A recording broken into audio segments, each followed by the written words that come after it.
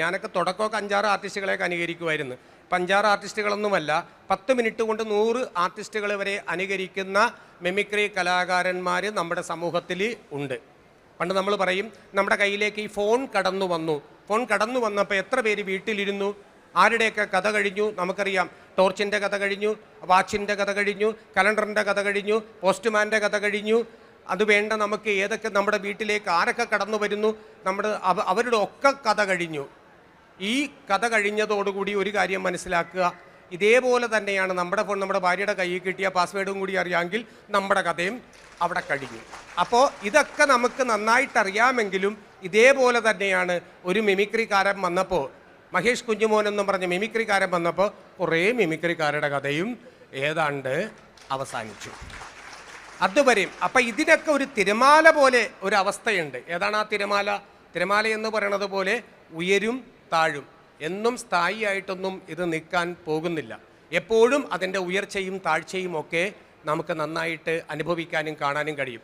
ജീവിതത്തിൽ നാം കെട്ടുന്ന പല വേഷങ്ങളും നമുക്ക് ഇഷ്ടമുണ്ടായിട്ട് കെട്ടുന്നതല്ല, ഇഷ്ടമായാലും ഇല്ലെങ്കിലും കെട്ടുന്ന പല വേഷങ്ങളുടെയും ആകത്തുകയാണ് ജീവിതമെന്ന നാടകത്തിലെ നമ്മളെന്ന കഥാപാത്രം. അവിടെ ഞാനൊന്നും വലിയ മിമിക്രി കലാകാരനായിട്ടാകാൻ വേണ്ടി ആഗ്രഹിച്ചല്ല. എഴുത്ത്, ആ ഒരു തിരുത്ത്, പിന്നൊരു പകർത്ത്, അതും കൊണ്ട് നടക്കാൻ ആഗ്രഹിച്ച ഞാൻ ഒരു നിമിഷം കൊണ്ടാണ്, ആരോ വരാത്തത് കൊണ്ട് മാത്രമാണ് ആ വേദിയിലൊന്ന് അഭിനയിക്കാൻ ചെന്നത്. അഭിനയിച്ച വീഡിയോ കേസറ്റാണ് ആൾക്കാർ കണ്ടത്. അപ്പോഴാണ് എനിക്ക് മനസ്സിലായത്, എഴുത്തെന്ന് പറഞ്ഞത് പുറത്താണ്, അതിനേക്കാൾ നല്ലതാണ് മുഖം കാണിക്കുന്ന പരിപാടി എന്നെനിക്ക് തോന്നിയത് കൊണ്ടാണ് എഴുത്തും കൊണ്ട് ഞാൻ ഇറങ്ങി പിന്നെ മുഖം കാണിക്കാൻ തുടങ്ങിയത്. ആ യാത്ര തുടങ്ങിയിട്ട് നേരത്തെ പറഞ്ഞതുപോലെ കുറേയധികം വർഷങ്ങളായി. ഇവിടെ വന്ന് കഴിഞ്ഞുപോയ ആളുകളുടെ മുഖവും ചിന്തകളും കാര്യങ്ങളൊക്കെ വെച്ച് നോക്കുമ്പോൾ അവരൊക്കെ ഞാൻ പരിചയപ്പെടുമ്പോൾ കല്യാണം കഴിച്ചിട്ടില്ല, ഭാര്യയായി, മക്കളായി, കുടുംബമായി. അപ്പോൾ വെൽഡിങ്ങുമായി എന്ന് പറയുന്നത് പോലെ വെൽഡിങ്ങും കാണാൻ നല്ല രസമാണ്. പക്ഷേ വെഡ്ഡിങ് എന്ന് പറഞ്ഞു കഴിഞ്ഞാൽ വിവാഹമാണ്, വെൽഡിങ് എന്ന് പറഞ്ഞു കഴിഞ്ഞാൽ അത് 2 ലോഹങ്ങളെ തമ്മിൽ കൂട്ടിമുട്ടിക്കുന്നതാണ്. തമ്മിലുള്ള വ്യത്യാസം, 2 ലോഹങ്ങളെ തമ്മിൽ കൂട്ടിമുട്ടിക്കുമ്പോൾ ആദ്യം അത് എന്താ പറയണത്, പൊട്ടിത്തെറിക്കും, പിന്നീട് 2 ലോഹങ്ങളും ഒന്നാകും. വെഡ്ഡിങ് അങ്ങനെയല്ല, ആദ്യം ഒന്നാകും പിന്നെ പൊട്ടിത്തെറിക്കും. അത്രോ ഇത് തമ്മിലുള്ള വ്യത്യാസമുള്ളൂ. അതുപോലെ തന്നെയാണ് ജീവിതത്തിൻ്റെ ഓരോ നല്ല സമയങ്ങളും. മിമിക്രിയെ ഇഷ്ടപ്പെടുന്ന, മിമിക്രിയെ സ്നേഹിക്കുന്ന, മിമിക്രിയിലൂടെ വളർന്ന നിരവധി കലാകാരന്മാരുടെ പ്രയത്നമാണ്. അതാണ് റൈറ്റ് ടെൽ. ചിരി എന്ന് പറയുന്നത് ആർദ്രമാണ്, ആനന്ദമാണ്, ഔഷധമാണ്. ചിരിക്കുന്നവർ ഭാഗ്യവാന്മാർ, ചിരിപ്പിക്കുന്നവർ അതിനേക്കാൾ ഭാഗ്യവുമാണ്. പിന്നീട് അവരുടെ ജീവിതം ദുഃഖമാണെങ്കിൽ പോലും അവർ ചിരിപ്പിക്കുമ്പോൾ കൂടെ ചിരിക്കാൻ നിങ്ങളുണ്ടാകും. പക്ഷേ അവരുടെ പേരുകളൊന്നും അതിൻ്റെ പേരിൻ്റെയും പെരുമയുടെയും ഉയരങ്ങളിലേക്കുമൊന്നും കടന്നു വരാറില്ല. അതുകൊണ്ട് തന്നെ ചിരി എഴുത്തുകാർക്കൊരു സംഘടന വേണമെന്ന് തോന്നിയത് കൊണ്ടാണ് റൈറ്റ് ടെൽ എന്ന ചിരി എഴുത്തുകാരുടെ സംഘടന രൂപം കൊള്ളുന്നത്. ആ ഒരു കുടക്കീഴിൽ അവർ അണിനിരക്കുമ്പോൾ അവരെഴുതിയ ഹാസ്യങ്ങൾ, അവരുടെ കുടുംബം, അവരിതിലൂടെ നേടിയെടുക്കുന്ന പേരും പണവും പ്രശസ്തിയും ഒക്കെ ഉണ്ടാകാം. പക്ഷേ ആ ചിരി എഴുത്തുകാരുടെ സംഘടന ഇന്ന് കേരളത്തിൽ ആദ്യമായിട്ട് നല്ലൊരു മിമിക്രി കോമ്പറ്റീഷൻ നടത്തുമ്പോൾ ഈ എറണാകുളം ജില്ലയെന്നല്ല, കേരളത്തിൻ്റെ വിവിധ ജില്ലകളിലുള്ള പ്രതികൂലമായ കാലാവസ്ഥയെയും തരണം ചെയ്തുകൊണ്ട് മുന്നോട്ട് പോകാൻ ഒരുപാട് കലാകാരന്മാർക്ക് കഴിഞ്ഞുവെങ്കിൽ അവരുടെ കഴിവുകൾ പ്രകടിപ്പിക്കാൻ പറ്റുന്ന ഏറ്റവും നല്ല ഫോറമാണ് കുണ്ടന്നൂരുള്ള ഈ സ്ഥലം എന്നുകൂടി ഞാൻ ഓർമ്മപ്പെടുത്തിക്കൊണ്ട് ഇന്ന് പങ്കെടുത്ത എല്ലാ കലാകാരന്മാർക്കും, എല്ലാ മിടുക്കന്മാർക്കും, മിടുക്കികൾക്കും, എന്നേക്കാൾ കൂടുതൽ കാലം സൂര്യചന്ദ്രന്മാരെ ദർശിച്ചിട്ടുള്ള അമ്മമാർക്കും, ഈ പ്രായത്തിലൊന്നും ഞങ്ങളുടെ കുടുംബത്തിലുള്ളവർക്കൊന്നും മിമിക്രി ഇങ്ങനെ പ്രാക്ടീസ് ചെയ്യാൻ കഴിയില്ല എന്നുകൂടി ഓർമ്മപ്പെടുത്തിക്കൊണ്ട് ഈ നല്ല ദിവസത്തിന് എത്തിയല്ല. അപ്പോൾ 2 പേര് വന്നതുകൊണ്ട് എപ്പോഴും എനിക്ക് ഇങ്ങനെയാണ് ആഗ്രഹം. യേശുക്രിസ്തുവിൻ്റെ അവസാന നിമിഷം അതെന്തായിരുന്നു, അതേപോലെ തന്നെ ആയിരിക്കണം എൻ്റെ ജീവിതം എന്ന് പറഞ്ഞ ലോകത്തിന് വെളിച്ചം കാട്ടിക്കൊടുത്ത യേശുക്രിസ്തുവിൻ്റെ അവസ്ഥയും ഇത് തന്നെയായിരുന്നു. അപ്പം അതുപോലെ തന്നെ ആവട്ടെ എൻ്റെ ജീവിതവും അതിനുശേഷം ഇവരുടെ ജീവിതവും എന്ന് ഓർമ്മപ്പെടുത്തിക്കൊണ്ട് മിന്നാൻ ഇനിയും മിന്നാരങ്ങൾ ഉണ്ടാവട്ടെ എന്ന പ്രാർത്ഥനയോടുകൂടി സ്നേഹപൂർവ്വം ആശംസകളോടെ ഞാൻ വന്നതാണ്. കുറേ പ്രയത്നങ്ങൾ കേട്ടതാണ്, കുറേ പ്രകടനങ്ങൾ കണ്ടതാണ്. എന്നാലും ഒരിക്കൽ കൂടി ഞാൻ പറയുന്നു, പ്രശാന്ത് മോശക്കാരനല്ല, ആരും ബൈജു ജോസഫും മോശക്കാരനല്ല. ഏറ്റവും കൂടുതൽ എത്രത്തോളം പുകഴ്ത്തിയാലും വേണ്ടാന്ന് പറയാത്ത 2 പേരാണ് ഇവർ 2 പേരും. അതുകൊണ്ട് തന്നെ ഇവരിന്ന് 2 പരിപാടിയും കഴിഞ്ഞ് ഇത്രയും ആത്മാർത്ഥമായിട്ട് രാവിലെ ഇതുവരെ നിന്നു. ഈ പരിപാടിയൊക്കെ കഴിഞ്ഞ് 2 പേരും ഇത്രയും കഷ്ടപ്പെട്ട് റൈറ്റ് ടെൽ എന്ന ചിരിഹാസ്യ എഴുത്തുകാരുടെ സംഘടനയായ ഈ പരിപാടിക്ക് വേണ്ടി രാവും പകലും ഇന്നലെ മുതലേ വന്ന് കഷ്ടപ്പെട്ട ഇവർക്ക് വെൽക്കം. ഇവരിന്ന് ഒറ്റ കാര്യം കൂടി ഞാൻ ബോധ്യപ്പെടുത്തട്ടെ. ഇന്നത്തെ പരിപാടിയൊക്കെ കഴിഞ്ഞ് ഇവർ ചെല്ലുമ്പോൾ ഇവരാർക്കെങ്കിലും കടം കൊടുത്തിട്ടുണ്ടെങ്കിൽ, കാശ് ആദ്യം കൂടുതൽ കൊടുത്തിട്ടുണ്ടെങ്കിൽ ചോദിച്ചിട്ട് കിട്ടാൻ പറ്റാത്തൊരവസ്ഥയാണെങ്കിൽ ഇന്ന് 2 പേർക്കും കിട്ടും. മറിച്ച് ഇവരാരോടെങ്കിലും നല്ലൊരു എമൗണ്ട് കടം മേടിച്ചിട്ടുണ്ടെങ്കിൽ അവർ ആ കാര്യം മറന്നുപോട്ടെ എന്നുകൂടി ഓർമ്മപ്പെടുത്തിക്കൊണ്ട് ഞാൻ എൻ്റെ വാക്ക് നിർത്തുന്നു. Thank you. നന്ദി, നമസ്കാരം.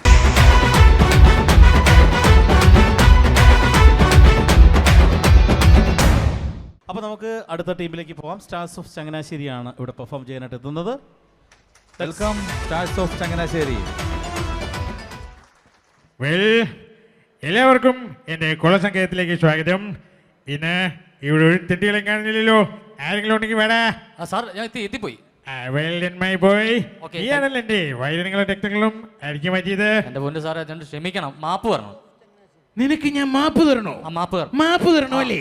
നീ അങ്ങോട്ട് നോക്ക്, അവരോട് ചോദിക്കും മാപ്പ്. നിനക്കൊരു ഗൂഗിൾ മാപ്പ് പോലും തരില്ല. നിനക്കൊരു കാര്യം മനസ്സിലായോ? എന്നെ കൊള്ള സംഗീതത്തിൽ നിനക്ക് ജോയിൻ ചെയ്യണമെങ്കിൽ നിനക്ക് എന്തെങ്കിലും വെറൈറ്റി കഴിവുകളുണ്ടോ? കഴിവുണ്ട്. എങ്കിൽ ഇങ്ങോട്ട് കുടഞ്ഞിടേ. ആ കഴിവിതേ കണ്ടോ. இந்த நேர்மையானவங்க சாப்பிட்றதுக்கான நம்ம காலி பையங்க இந்த உலகத்தில் வாழ்ந்தது சகஜமா போச்சு இல்லை? டே கருவான், தாடு வாங்குறதுக்கு, ஓட்டோ வாங்குறதுக்கு, விவசாயத்துக்கு, டிராக்டர் வாங்குறதுக்கு அப்பா 10 மட்டி அல்ல சில்லாங்க உன்னை மாறி அம்மல ஷாட்டுக்கு போச்சு காசு வாங்கி அவரை தேடி கண்டுபிடிச்சு இந்த வசூல் பண்றவன். ஓகே വിജയ്, അങ്ങനെ അങ്ങ് പോയാലോ? എന്റെ കൊള്ള സംഗീതത്തിൽ ജീവിക്കണമെന്നുണ്ടെങ്കിൽ 2 ലാർജ് അടിക്കണം. അടിയതാ പണേ.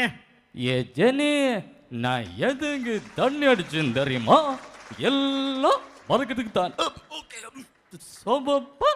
மஞ்சள் கலரா மிஸ் பண்ணி பார்க்கும்போது பார்க்காம இருக்க கூடாது. இடுப்பு மட்டும் இல்ல, ஃபுல்லா இங்க பாரு. என்ன கமல் சார் நீங்க வந்து அழுதுட்டு இருக்க? நேற்று சயர சத்து போனேன், என்னால் ஒன்றும் பண்ண முடியல. அவன் என்னை கல் மாற நினச்சிருந்தேன். மாமா நீ ரொம்ப பெரிய கில்லாடி. ஏன்னா என் தாத்தா கூட சத்தப்போ சும்மா கல் மாற நின்ன மனுஷன் நீ ஒரு வார்த்தை சொன்னதும் அந்த கண்ணில் தண்ணி விழுந்துட்டேன். நீ ஜெயிச்சிட்டே, ஆனால் நான் தோத்துட்டேன். കമൽ സാർ, ഇങ്ങനെ സംസാരിച്ചാൽ പോരാ. 2 പെഗ്ഗുകൾ അടിച്ചിട്ട് സംസാരിക്കൂ. ஒட்டியா என் மேலே வருதா நான் கையை போட்டுட்டான் ஐயா. யாருன்னு எனக்கு தெரியக்கூடாது. அவனை கண்டுபிடிச்சா அவனை வெட்டி போட்டுருங்க. ஓகே ஜெயராம் சார், நீங்கள் கொஞ்சம் പേശുങ്ക. എല്ലാവർക്കും നമസ്കാരമായി തന്നെ പറയുകയാണ്. എനിക്ക് തോന്നുന്നു മിന്നും താരം എന്നൊരു പ്രോഗ്രാമിൽ പങ്കെടുക്കാൻ സാധിച്ചതിൽ വളരെ സന്തോഷം. ഇങ്ങനെ ഓരോ ഓപ്പർച്യൂണിറ്റികൾ ഓരോ കലാകാരന്മാർക്ക് കിട്ടിയതിൽ എനിക്ക് വളരെയധികം സന്തോഷമുണ്ട്. ഇത് വളർന്ന് പന്തലിക്കട്ടെ. ആത്മാർത്ഥത. Okay okay, thank you. Mister Jayaram, നിങ്ങൾ നസീറിനെയൊക്കെ അനുകരിച്ച് കാണുന്നുണ്ട്. പക്ഷെ ഇവിടെ വേണ്ട. എൻ്റെ കയ്യിൽ 2 എണ്ണം അടിച്ചിട്ട് സംസാരിക്കും. അല്ല, ഇതൊരു പോറു ഇഷ്യോ. എനിക്കറിയാം നീ ആയിരിക്കുമെന്ന്. കല്യാണം നടക്കാത്തതിന്റെ ദേഷ്യമല്ലേടി നിനക്കൊക്കെ? നീ കല്യാണമേ കഴിക്കാതെ ഇങ്ങനെ പല്ലും കൊഴിഞ്ഞ് നഖവും നീട്ട് വളർത്തി പണ്ടാരി പടങ്ങി പോകത്തുള്ളൂ. ഇതങ്ങ് പള്ളി പറഞ്ഞാൽ മതി. അമ്മാവ അയ്യോ നമസ്കാരം. എൻ്റെ പൊന്നു വിവേകേ, വെല്ലം സംസാരിക്കേ. ஹாய் ஃப்ரெண்ட்ஸ், படிப்புக்கிட்ட டவுட் இருந்தால் எங்கிட்ட கேளாதீங்க, அவர்கிட்ட கேளுங்க. மேட்ரி உங்கள் கர்ச்சீஃப் தானா? ஏஜனி இவங்கெல்லாம் ஒரு கெட்ட ஸ்மெல்லுக்கு இவங்க என்னத்தான் குளிச்சடா பாவிங்களா. இல்லை கிளம்பிட்டானைய கிளம்பி എസ്കേപ്പ് ചാർജ്. വിവേക്, നന്നായിട്ടുണ്ട്. എങ്കിലും 2 എണ്ണം അടിച്ചിട്ട് സംസാരിക്കുന്നതായിരിക്കും നിനക്ക് നല്ലത്. ஹாய் ஃப்ரெண்ட்ஸ், படிப்புக்கிட்ட டவுட் இருந்தா எங்கிட்ட கேளாதீங்க, அவங்ககிட்ட கேளுங்க. மேட்ரி உங்க கர்ச்சீஃப் தானா? சார் எங்கே போகிற? ரஜினி சார் இருக்க. ரஜினி சார் தமிழ் படங்களில் மருகு வச்சுக்கிட்டு மீசிய முறுக்கு லுங்கிய கட்டிக்கிட்ட நம்பியார் மாதிரி ஏ கபாலி அப்படியே சொன்ன உடனே குறிச்சு சொல்லிக்கச்சுமா அப்படி டிப்பாட்டியா அந்த மாதிரி கபாலி நீங்க நினைச்சு பாக்குறியாடா? കബാലിഡ. ഇതിൽ വല്ല വെറൈറ്റി നിങ്ങൾക്ക് സംസാരിക്കുന്നുണ്ടോ? ഇല്ല, രൈനി സാർ വെള്ളവടിയില്ല. നമുക്ക് അദ്ദേഹത്തിൻ്റെ രൈനി സാറിൻ്റെ വോയിസിനകത്ത് ഞാൻ പറയുന്ന ഈ ഡയലോഗിനകത്ത് ജയറാമേട്ടൻ, കമൽ സാറ്, വിവേക് രൈനി സാറിനോട് മിക്സ് ചെയ്ത ഡയലോഗിൽ നമുക്ക് എല്ലാ ആ ഡയലോഗ് തന്നെ தமிழ் படங்களில் மறுகு வச்சுக்கிட்டு மேசையை முறுக்கிக்கிட்டு லுங்கிய கட்டு ஏ நம்பியாரு அப்படியே சொன்ன உடனே புரிஞ்சு சொல்லுங்க ஜம்மா அப்படி வந்து நிப்பாட்டிய இந்த கபாலிடா ஐயோ கபாலிடா. Well done, my boys. ഇതിനു മുമ്പേ ഞാൻ എൻ്റെ കൊലസംഗീതം നിർത്തുന്നു. ഇനി മുതൽ നിന്റെ കൂടെ മിമിക്രിക്ക് വരുവാണ്. അതെന്തിനാ? ഇതാകുമ്പോ ആൾക്കാരെ ചിരിപ്പിക്കുകയും ചെയ്യാം, സന്തോഷിപ്പിക്കുകയും ചെയ്യാം. Come on, boys. ഓരേ